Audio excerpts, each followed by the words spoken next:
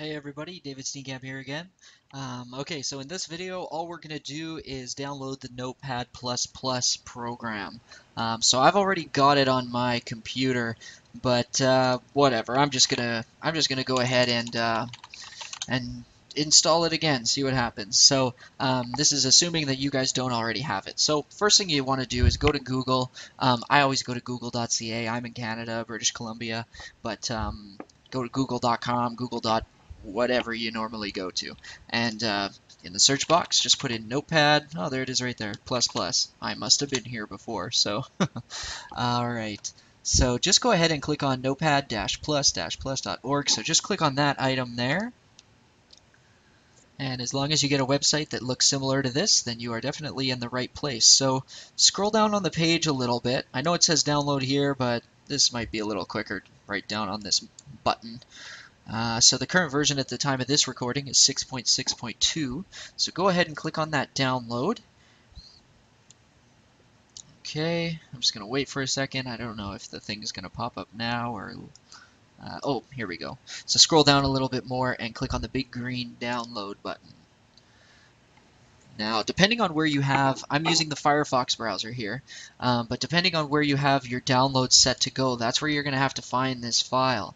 So I have mine set to go to my desktop.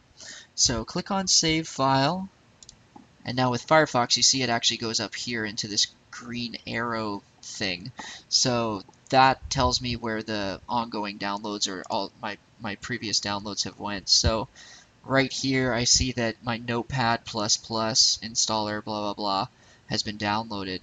Luckily for me, I know exactly where it is, but if you don't know where it is, just click on this down arrow, click it right here like this, and see, I'm getting this, I don't know if you guys can see it, but I'm getting that user account control, that Windows thing that says, do you want to allow the following program from an unknown publisher to make changes to this computer? Just say yes. I know that I can say yes to this because I have before and nothing bad has happened. So, so so here we go. I'm just going to show you where that is. I'm just going to pull it into my window. So here it is right up here. This is the executable, the .exe file. So just go ahead and start the installation. So if you do have it going onto your desktop, then just double click this and this will get you to the same spot that I'm at. So select your language. I'm going to go with English because that's sadly the only language I speak. And then we'll start going through the setup of the installation of the program here. So if you agree to the license agreement, just keep going. If you want to change your destination folder, you can. I just usually leave it as it is with most programs. Just go ahead. If you need to customize anything, if you know what you're doing, go right ahead. So you can do custom or whatever. I just leave things as they are because I trust these guys. So. The only thing I am going to do is create a shortcut on my desktop.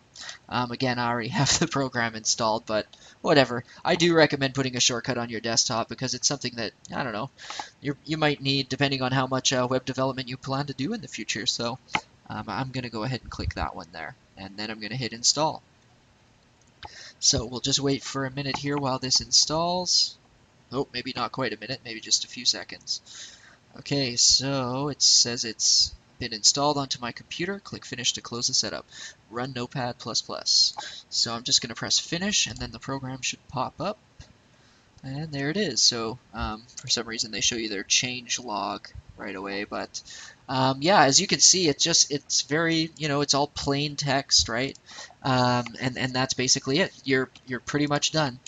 So I'm just going to show you quickly. I'm just going to delete this out. No, I don't want to save that.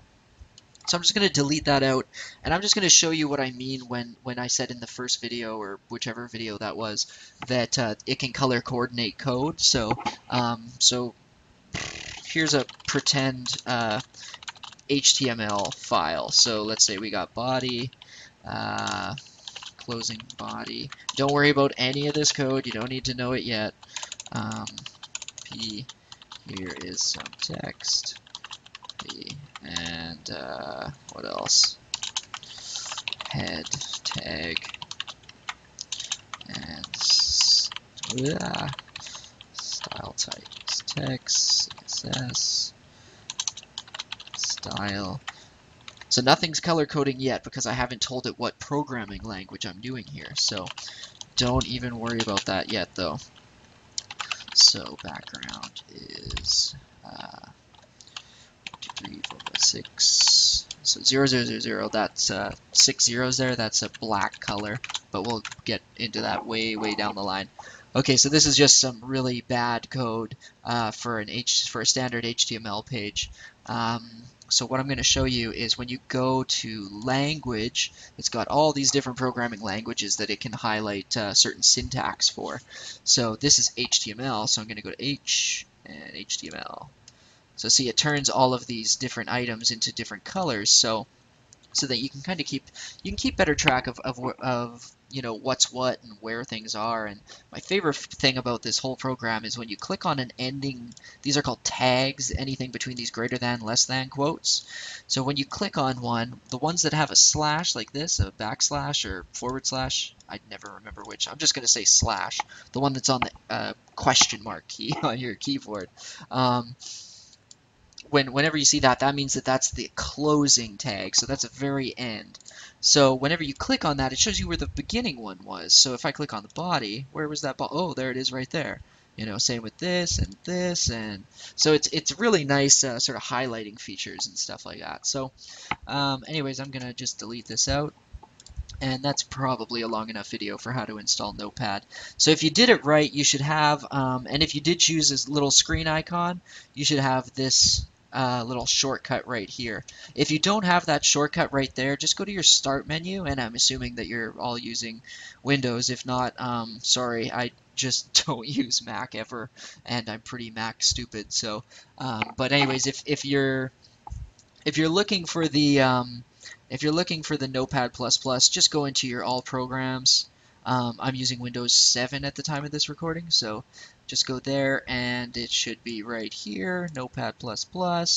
And I think you can right-click on it, and let's see.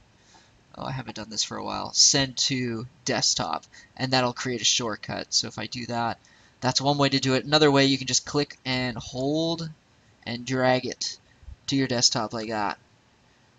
And oh, and it says I've already got it, but yeah, whatever, I'll do it again. So there it is, right there. And okay, so I'm just going to move this somewhere else for the time being. And that is how you download Notepad++. Next, let's get into, we already did this stuff. Next, we'll get into maybe getting that Fire FTP program, because we're going to need that eventually. All right, so thanks for sticking around. See you in the next video.